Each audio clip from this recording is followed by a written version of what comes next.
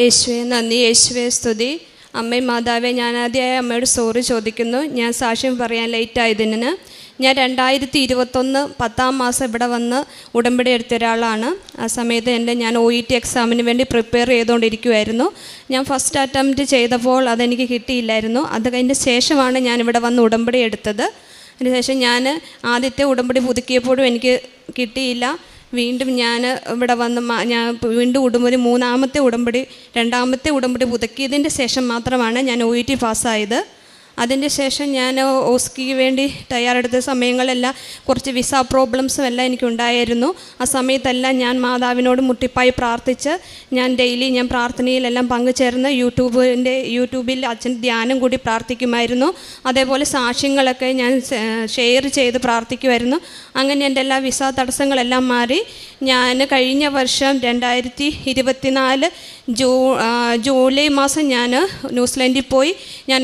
എനിക്ക് ഓസ്കി ആയിരുന്നു കിട്ടിയപ്പോൾ എനിക്ക് ഭയങ്കര ടെൻഷനായിരുന്നു. കാരണം ഒരു കൊഹർട്ട് ബാച്ചായിട്ട്, അതായത് ഒരു മാസത്തെ കോഴ്സ് 10 ദിവസം കൊണ്ട് അവർ ചെയ്ത് തീർക്കണം, 5 ദിവസം കൊണ്ട് ചെയ്ത് തീർക്കണമായിരുന്നു ടോട്ടൽ. ചെന്നപാടെ എക്സാം ആയിരുന്നു. അപ്പോൾ എനിക്ക് ഭയങ്കര ടെൻഷനായിരുന്നു. എൻ്റെ റൂമിൽ എനിക്കൊരു കുട്ടീനെ കിട്ടി. കുട്ടി ഓൾറെഡി ഉടമ്പടി എടുത്ത ഒരു കുട്ടി ആയതുകൊണ്ട് എനിക്ക് അവളുടെ കൂടെ പ്രാർത്ഥനയിൽ പങ്കുചേരാനും ഞങ്ങൾ രണ്ടുപേരും തൈലം പൂശി പ്രാർത്ഥിച്ച് എല്ലാ എക്സാം ദിവസങ്ങളിലും പോകുമായിരുന്നു. മാതാവിൻ്റെ ഒറ്റ അനുഗ്രഹം കൊണ്ട് ഒരു ദിവസം പോലും ഞാൻ എക്സാമിന് ഫെയിലാകുമോ വർക്ക് കുറേ ചെയ്യില്ലോ. ഞങ്ങൾക്ക് കാൽക്കുലേഷൻ എക്സാമിന് 100 ഔട്ട് ഓഫ് 100 കിട്ടുന്നായിരുന്നു. ഞാൻ മാതാവിൻ്റെ കാശും വെച്ച് പ്രാർത്ഥിച്ചതിൻ്റെ ശേഷമാണ് ഞാൻ എക്സാം എഴുതി തുടങ്ങിയത്. എനിക്ക് ആ ഫസ്റ്റ് അറ്റംപ്റ്റിൽ തന്നെ 100 ഔട്ട് ഓഫ് 100 കിട്ടുകയും ചെയ്തിരുന്നു. അതുപോലെ തന്നെ ഞാൻ വേറൊരു സാക്ഷി, ഞാൻ ഉടമ്പടി എടുക്കാത്ത ഒരു സാക്ഷിയാണ്. എൻ്റെ കുഞ്ഞിന് വേണ്ടി ഞാൻ പറയുന്ന സാക്ഷിയാണ്. കഴിഞ്ഞ മാസം 3-ാം തീയതി ഒരു 7:30 ആയപ്പോൾ കൊച്ച് ചെറിയൊരു കസേരയിൽ നിന്ന് വീണതേ ഉള്ളൂ. അന്നേരം അവൾ സാധാരണ കുഞ്ഞുങ്ങൾ കരയുന്ന പോലെ ഒന്ന് കരഞ്ഞു. തലയ്ക്ക് വേദനയുണ്ടെന്നൊക്കെ പറഞ്ഞായിരുന്നു. പക്ഷേ ഞങ്ങൾ അത്ര കാര്യമാക്കിയൊന്നുമില്ല. അത് കഴിഞ്ഞ് അവൾ ഫുഡൊക്കെ കഴിച്ച് നോർമലി ഉറങ്ങുന്ന പോലെ അവൾ ഉറങ്ങി. പക്ഷേ ഞങ്ങൾ അത് കഴിഞ്ഞ് അവളെ കിടത്താൻ നോക്കുമ്പോൾ അവൾക്കെന്തോ ഒരു വെല്ലാഴിക പോലെ തോന്നി. ഹസ്ബൻഡ് കുറേ പ്രാവശ്യം മോളെ കുഞ്ഞാവെ എന്ന് വിളിച്ചിട്ടൊന്നും ഇവൾ അനങ്ങുന്നില്ല. പെട്ടെന്ന് നോക്കിയപ്പോൾ കൊച്ചിൻ്റെ ഐസാണ് അബ്രോളിങ് ആയിപ്പോയി. കൊച്ചൊരു വടി പോലെ സ്റ്റിപ്പായിപ്പോയി. ഒന്ന് ഛർദ്ദിച്ചു. ഞാനും എൻ്റെ ഹസ്ബൻഡ് നേഴ്സാണ്. അപ്പോൾ എന്താ നടക്കുന്നതെന്ന് ഞങ്ങൾക്ക് മനസ്സിലായി. പക്ഷേ ഞങ്ങൾ അപസ്മാരത്തിൻ്റേതായ ഒന്നും ഞങ്ങൾ അന്നേരം ചിന്തിച്ചിട്ടില്ലായിരുന്നു. പക്ഷേങ്കിൽ എന്താ സംഭവിക്കുക ഞങ്ങൾക്ക് പെട്ടെന്ന് മനസ്സിലായില്ല. വീണ്ടും ഞങ്ങൾ താഴെ കൊണ്ടുവന്ന് കൊച്ചിനെ നോക്കിയിരുന്നു. കൊച്ചൊന്നും കൂടെ ഛർദ്ദിച്ചപ്പോൾ തന്നെ കൊച്ച് ഒരു നിശ്ചല അവസ്ഥയിൽ അൺറെസ്പോൺസീവ്നെസ് ആയിപ്പോയി. ഒന്നുമില്ല കൊച്ചിന്. ഞാൻ ഹാർട്ട് ബീറ്റ് നോക്കിയപ്പോൾ ഒന്നുമില്ല. ഞങ്ങൾ വേഗം വണ്ടി എടുത്ത്, കാരണം നൈറ്റ് ടൈം ആയതുകൊണ്ട് പീഡിയാട്രിഷ്യന്മാർ വരലേസാണ്. അങ്ങനെ ഞങ്ങൾ വർക്ക് ചെയ്യുന്ന ഹോസ്പിറ്റലിൽ തന്നെ ഇൻഫർമേഷൻ കൊടുത്ത് ഒരു പീഡിയാട്രിക് എമർജൻസി വരുന്നുണ്ടെന്നും പറഞ്ഞുകൊണ്ട് ഞങ്ങളെല്ലാവരും വിളിച്ചു പറഞ്ഞ്. എനിവേ എല്ലാവരും സജ്ജമായിരുന്നു. പക്ഷേ എനിക്കറിയാം ഏകദേശം 1 മണിക്കൂറോളം യാത്രയുണ്ട് ഞങ്ങൾ ആ ഹോസ്പിറ്റലിൽ എത്തണമെങ്കിൽ കൊച്ചിനെയും കൊണ്ട്. എൻ്റെ കൊച്ച് മരിച്ചെൻ്റെ കയ്യിൽ ഇരിക്കുന്ന അവസ്ഥയിലാണ് ഞങ്ങൾ യാത്ര ചെയ്യുന്നത്. ഞാനും എൻ്റെ മമ്മിയും എൻ്റെ ഹസ്ബൻഡും കൂടെയാണ്. ഹസ്ബൻഡ് വണ്ടി ഓടിക്കുന്ന കരഞ്ഞുകൊണ്ടാണ്. അപ്പോൾ ഹസ്ബൻഡ് പറയുന്നുണ്ട്, നീ ഉറക്കെ പ്രാർത്ഥിച്ച് നമ്മുടെ കുഞ്ഞിനൊന്നും സംഭവിക്കില്ല എന്ന്. പക്ഷേ എൻ്റെ കയ്യിലിരിക്കുന്ന കുഞ്ഞിൻ്റെ കയ്യിലൊരു പൾസോ ഒന്നും എനിക്ക് ഫീൽ ചെയ്യാത്തതുകൊണ്ട് എനിക്കറിയാം എൻ്റെ കുഞ്ഞിനൊന്നുമില്ല എന്ന്. ഞാൻ പോകുന്ന വഴിക്ക് ഇങ്ങനെ ഹോസ്പിറ്റലിൽ എത്താറായപ്പോഴും ഒന്നുമില്ല. ഞാൻ ഞുള്ളി നോക്കി, പിച്ചി നോക്കി, എല്ലാം ചെയ്ത് നോക്കി, കുഞ്ഞനങ്ങുന്നില്ല. അപ്പം ഞാൻ ഇങ്ങനെ പ്രാർത്ഥിച്ചു, എൻ്റെ സഞ്ചാരി മാതാവേ, നീ ഇന്നും ജീവിക്കുന്നവളാണെങ്കിൽ എൻ്റെ കുഞ്ഞിനെ എനിക്ക് തിരിച്ചു തരികയാണെങ്കിൽ നിൻ്റെ മുമ്പിൽ ഞാൻ എൻ്റെ കുഞ്ഞിനെയും കൊണ്ട് വന്നേക്കാമെന്ന് ഞാൻ ഇങ്ങനെ പ്രാർത്ഥിച്ച് അന്നേരത്തെ ഞങ്ങൾ ഹോസ്പിറ്റലിലെത്തി. ഞാൻ അവിടെ നിന്ന സ്റ്റാഫിൻ്റെ കയ്യിലേട്ട് ഒരു വടിയ പോലെ ഒരു ശരീരം മാത്രമാണ് ഞാൻ കൊടുക്കുന്നത്. കുഞ്ഞിനെ ഇങ്ങനെ പ്രാർത്ഥിച്ച് കൊടുത്ത് ട്രോളിയിലേക്ക് കിടത്തിയതും കുഞ്ഞൊരു അബ്നോർമൽ ക്രൈ എന്നൊന്നും പറയില്ല, എങ്കിലും ഒരു സൈനായിട്ടൊരു അബ്നോർമൽ ക്രൈ ഉണ്ടായി. അത് കഴിഞ്ഞ് അവർ വേഗം പീഡിയാട്രിക് എമർജൻസി കൊച്ചിനെ കൊണ്ടുപോയി. പക്ഷേ കൊച്ച് ഉള്ളിൽ ചെന്നപ്പോൾ തന്നെ കൊച്ച് കരഞ്ഞു. കൊച്ചിന് ക്യാനിൽ ഇട്ടപ്പോഴും എല്ലാം കൊച്ച് കരഞ്ഞ് റെസ്പോണ്ട് ചെയ്തു.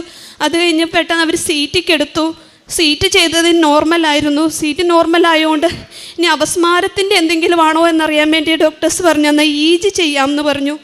EGയും ചെയ്തു, അതും നോർമലായി. ഈ സമയമെല്ലാം മാതാവിൻ്റെ കാശുരൂപവും ഒരു കുഞ്ഞൊരു മാതാവിൻ്റെ രൂപവും എൻ്റെ മൊബൈലിൽ എപ്പോഴും ഉണ്ടാകും. അത് വെച്ച് ഞങ്ങൾ പ്രാർത്ഥിച്ചുകൊണ്ടിരുന്നു. മാതാവിനോട് ഞാൻ മുട്ടിപ്പായിട്ട് മാതാവ് നിൻ്റെ മുമ്പിൽ ഞാൻ കുഞ്ഞിനെയും കൊണ്ട് വന്നേക്കാവേ, എൻ്റെ കുഞ്ഞിനെ എനിക്ക് ജീവനോടെ തിരിച്ചു തരണേ എന്ന് ഞങ്ങൾ പ്രാർത്ഥിച്ചിരുന്നു. ഫലമായി അമ്മ മാതാവ് എനിക്ക് എൻ്റെ ഈ കുഞ്ഞിനെ തിരിച്ചു തന്നതെ ഞാൻ സാക്ഷ്യപ്പെടുത്തുന്നു. ഉടമ്പടി ജീവിതത്തിൽ ഞാൻ 2021 തൊട്ട് തന്നെ ഞാൻ പ്രേക്ഷിത വിലയായിട്ട് ചെയ്യുന്നത് ഉടമ്പടി പത്രം ഞാൻ ഇവിടെ വന്ന് പുതുക്കുമ്പോഴെല്ലാം മേടിക്കും, എല്ലാം വിതരണം ചെയ്യാറുണ്ട്. പിന്നെ കാരുണ്യപ്രവൃത്തിയായിട്ട് ചെയ്യുന്നത് ഞങ്ങൾ മെഡിക്കൽ കോളേജുകാർ വന്ന് ഫുഡ് എടുക്കാറുണ്ട്, ഞങ്ങളുടെ അവിടെ അങ്ങനെ ഫുഡ് കൊടുക്കാറുണ്ട്. പിന്നെ വസ്ത്രം ഞാൻ അവിടെയുള്ള പാവപ്പെട്ട കുട്ടികൾക്ക് വസ്ത്രങ്ങൾ കൊടുക്കാറുണ്ട്. ആത്മീയ ജീവിതത്തിൽ എൻ്റെ പ്രാർത്ഥനാ ജീവിതത്തിൽ ഞാൻ കുറച്ച് പ്രാർത്ഥിക്കാൻ സമയം കണ്ടെത്തുകയും വ്യക്തിപരമായ പ്രാർത്ഥനയിൽ ഞാൻ മുന്നേറുന്നുണ്ട്. ഞാൻ ഒഴിവു സമയങ്ങളിലൊക്കെ മാക്സിമം ഞാൻ പ്രാർത്ഥിക്കാനാണ് നോക്കുന്നത്. അല്ലെങ്കിൽ ഞാൻ ദൈവവചനം കേൾക്കുകയോ അല്ലെങ്കിൽ അച്ഛൻ്റെ ടോക്ക് കേൾക്കുകയോ, റിപ്പീറ്റ് ആണെങ്കിലും കേട്ടതാണെങ്കിലും 5 മിനിറ്റോ അല്ലെങ്കിൽ അത് കേൾക്കാനാണ് ശ്രമിക്കുന്നത്. 91 സങ്കീർത്തനം 10 മുതൽ 11 വരെയുള്ള തിരുവചനങ്ങൾ പറയുന്നു: നിനക്കൊരു തിന്മയും ഭവിക്കുകയില്ല, ഒരനർത്ഥവും നിൻ്റെ കൂടാരത്തെ സമീപിക്കുകയില്ല. നിൻ്റെ വഴികളിൽ നിന്നെ കാത്തുപാലിക്കാൻ അവിടുന്ന് തൻ്റെ ദൂതന്മാരോട് കൽപ്പിക്കും. ഇവിടെ ടിൻഡു ജോസഫ് തൻ്റെ പ്രത്യക്ഷീകരണ സാക്ഷ്യം നമ്മോട് പങ്കുവയ്ക്കുകയായിരുന്നു.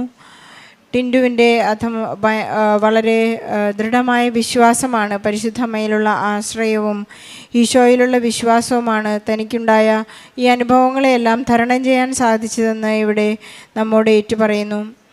പ്രത്യക്ഷീകരണത്തിൻ്റെ സാക്ഷിയാക്കണമെന്ന് നാം ഓരോ തവണയും പ്രാർത്ഥിക്കുമ്പോൾ നമുക്ക് യാദൃച്ഛികമായി വരുന്ന അപകടങ്ങളെയും നമ്മിലേക്ക് കടന്നു വരുന്ന അസ്വസ്ഥതകളെയും എല്ലാം കൈകാര്യം ചെയ്യുവാനും അതിനെ ചെറുത്ത് അതിനെ അഭിമുഖീകരിക്കുവാനുള്ള ശക്തിയും മനസാന്നിധ്യവും അതിനെ ആധ്യാത്മികമായി കാണാനുള്ള ഒരു വലിയ കരുത്തുമാണ് പരിശുദ്ധ അമ്മ ഈശോയിൽ നിന്ന് നമുക്ക് പ്രാപിച്ചു തരുന്നത് നമുക്കറിയാം.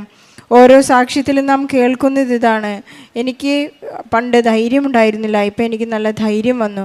ഇത് പരിശുദ്ധ അമ്മയുടെ ഒരു പ്രത്യേക കൃപയാണ്. ഉടമ്പടി എടുത്തവർക്ക് എല്ലാവർക്കും തന്നെ ഇന്ന് ധീരതയോടെ എല്ലാ കാര്യങ്ങളെയും അഭിമുഖീകരിക്കാനുള്ള വലിയ കൃപ നൽകുന്നു എന്ന് നമുക്ക് മനസ്സിലാകുന്നുണ്ട്. സഹോദരി ഉടമ്പടിയെടുത്ത് 2ാമത്തെ പുതുക്കലിൽ തനിക്ക് OET പാസ്സാകാൻ സാധിച്ചു. അത് സമയച്ചുരുക്കത്തിൻ്റെ അമ്മ തനിക്ക് വലിയ സ്നേഹവും അടയാളവും നൽകി തൻ്റെ ഭൗതികമായ ഒരാവശ്യത്തിൽ ഇടപെട്ടു എന്നാണ് ഇവിടെ സാക്ഷ്യപ്പെടുത്തുന്നത്.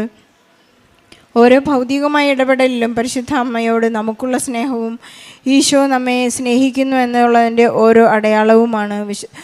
ജോസഫ് അച്ഛൻ നമ്മളോട് പറയാറുണ്ട്, നമ്മുടെ ഉടമ്പടി അനങ്ങി തുടങ്ങി എന്ന് നമുക്ക് മനസ്സിലാകുന്നത് പരിശുദ്ധ അമ്മ നമ്മെ സ്നേഹിക്കുന്നു, ഈശോ നമ്മുടെ കാര്യത്തിൽ ശ്രദ്ധാലുവാണ് എന്നുള്ള നമ്മുടെ അവബോധത്തിലേക്ക് വരുമ്പോഴാണ്. നമുക്ക് ഈശോയ്ക്കും പരിശുദ്ധ അമ്മയ്ക്കും നന്ദി പറയാം. വളരെ പ്രധാനമായി ഈ കുഞ്ഞിൻ്റെ കാര്യത്തെക്കുറിച്ചാണ് ഈ അമ്മ ഇവിടെ നമ്മോട് പങ്കുവെച്ചത്. വളരെ ഒരു ദിവസം പെട്ടെന്ന് ഈ കുഞ്ഞ് ഒരു നോർമൽ ചെയറിൽ നിന്ന് താഴേക്ക് വീണപ്പോഴുണ്ടായ ഇവരുടെ ആശങ്ക, കുഞ്ഞ് പെട്ടെന്ന് ഛർദ്ദിക്കാൻ തുടങ്ങി.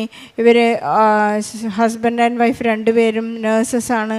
അതുകൊണ്ട് തന്നെ ഇവർക്ക് എല്ലാത്തിൻ്റെയും സിംറ്റം മനസ്സിലാകുകയും ചെയ്യും. പെട്ടെന്ന് 1 മണിക്കൂറുള്ള ഹോസ്പിറ്റലിലേക്കുള്ള യാത്രയിൽ ഇവർക്ക് മനസ്സിലാകുന്നത് കുഞ്ഞ് കൈവിട്ടു പോയി. ഒരു സ്റ്റിഫായ ഒരു വടി പോലെയുള്ള ഒരു ചലനമറ്റ കുഞ്ഞിനെ കൊണ്ടാണ് ഇവർ ഹോസ്പിറ്റലിലേക്ക് പോയെന്ന് സാക്ഷ്യപ്പെടുത്തുന്നു. അങ്ങനെ എല്ലാം നഷ്ടപ്പെട്ട് തകർന്നു എന്ന് വരുന്ന അവസ്ഥയിൽ അമ്മയോട് വിളിച്ചപേക്ഷിക്കുമ്പോൾ ആ വിളിക്കപ്പുറത്ത് പരിശുദ്ധ അമ്മ സഞ്ചാരി മാതാവ് നമ്മുടെ അടുത്തേക്ക്, ഹോസ്പിറ്റലിലേക്കും നമ്മുടെ ജീവിതത്തിലേക്കും നമ്മുടെ സാഹചര്യങ്ങളിലേക്കും എല്ലാം കടന്നു വരുന്ന ഒരു വലിയ ജീവിത സാക്ഷ്യം നമുക്കുണ്ടാകുന്നു. പ്രത്യക്ഷീകരണത്തിൻ്റെ സാക്ഷിയായി എന്നെ മാറ്റണമേ എന്ന് പ്രാർത്ഥിക്കുമ്പോൾ നമുക്കത് ഏറ്റുവാങ്ങാനുള്ള വലിയ ഒരു ശക്തി കൂടി നമുക്ക് നൽകുകയാണ്. വളരെ ശക്തമായ സാക്ഷ്യങ്ങളാണ് ഓരോരുത്തരും ഇവിടെ വന്ന് പങ്കുവെക്കുന്നത്. കാരണം പ്രത്യക്ഷീകരണത്തിൻ്റെ സാക്ഷിയാകുമ്പോൾ അത്രമാത്രം അഭിമുഖീകരിക്കാൻ ബുദ്ധിമുട്ടുള്ള കാര്യങ്ങളാണ് പരിശുദ്ധ അമ്മ, സമയച്ചുരുക്കത്തിൻ്റെ അമ്മ, സമീപസ്ഥയാകുന്ന അമ്മ നമുക്ക് വേണ്ടി ഈശോയിൽ നിന്ന് മാധ്യസ്ഥം വാങ്ങി പ്രാപിച്ചു തരുന്നത്. നമുക്ക് ഈശോയോടും പരിശുദ്ധ അമ്മയോടും നന്ദി പറയാം. നമ്മുടെ എല്ലാ കാര്യങ്ങളിലും പരിശുദ്ധ അമ്മ വീണ്ടും നല്ലൊരു തീരുമാനങ്ങൾ എടുക്കുവാനും നിത്യതയോളം ഈശോയോട് കൂടി ആയിരിക്കുവാനും നമ്മുടെ ആധ്യാത്മിക ജീവിതത്തിൽ നമുക്ക് എപ്പോഴും മുന്നേറുവാനുള്ള ഒരു കൃപയ്ക്കായി നമുക്ക് പ്രാർത്ഥിച്ചുകൊണ്ട് വീണ്ടും പ്രത്യക്ഷീകരണത്തിൻ്റെ സാക്ഷിയാക്കണമേ. ഈ അൾത്താരയിൽ വരുവാനുള്ള സൗഭാഗ്യം നമുക്ക് വീണ്ടും തരണമേ എന്ന് പ്രാർത്ഥിച്ചുകൊണ്ട് ഇവിടെയുള്ള എല്ലാവരുടെയും നിയോഗങ്ങളെയും ഈ സാക്ഷ്യത്തോട് ചേർത്ത് വെച്ചുകൊണ്ട് ഈശോയ്ക്കും പരിശുദ്ധ അമ്മയ്ക്കും നല്ലൊരു കയ്യടി നൽകി സാക്ഷ്യം നമുക്ക് സമർപ്പിക്കാം. അത്യപൂർവ ദൈവാനുഭവങ്ങൾ ഇനി നിങ്ങൾക്കും സ്വന്തം. ഈ യൂട്യൂബ് ചാനൽ ഇതുവരെ സബ്സ്ക്രൈബ് ചെയ്തിട്ടില്ലെങ്കിൽ ഇപ്പോൾ തന്നെ സബ്സ്ക്രൈബ് ചെയ്യുക. ഈ വീഡിയോ ഇപ്പോൾ തന്നെ നിങ്ങളുടെ സുഹൃത്തുക്കൾക്ക് ഷെയർ ചെയ്തുകൊണ്ട് കർത്താവിൻ്റെ പ്രേക്ഷിതരാകുക.